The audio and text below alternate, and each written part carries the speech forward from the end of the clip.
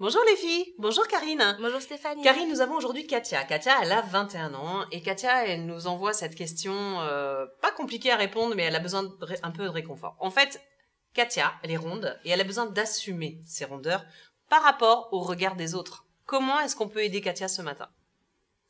Alors Katia, je te dirais tout simplement que à la base, on est toutes des femmes complexées.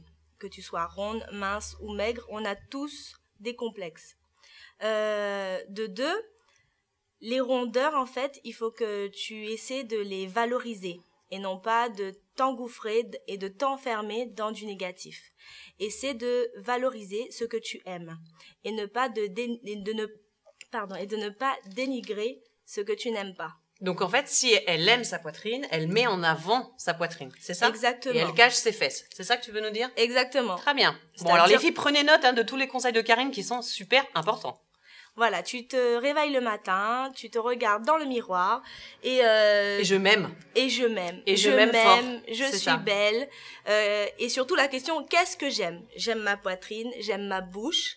J'aime mes fesses, j'aime mes hanches. Donc tout ce que tu aimes, tu vas juste les souligner par des vêtements adaptés. Voilà. Prenez note les filles, c'est important. D'accord. Voilà. Qu'est-ce qu'on peut encore donner comme conseil à Katia?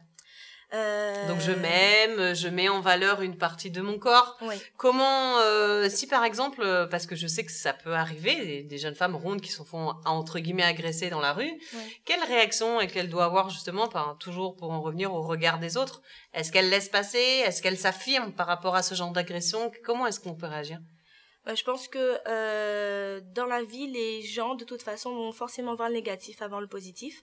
Ils vont vouloir juger. Donc, moi, je pense qu'il faut vraiment pas faire un compte avec et toujours positiver, chercher l'erreur à l'intérieur de nous et pas chez les autres.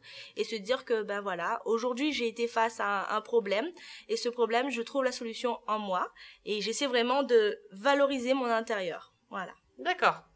Donc toujours repousser le négatif pour accepter le positif et avancer. Ouais, exactement. Et voilà, comme d'hab, dans toute situation.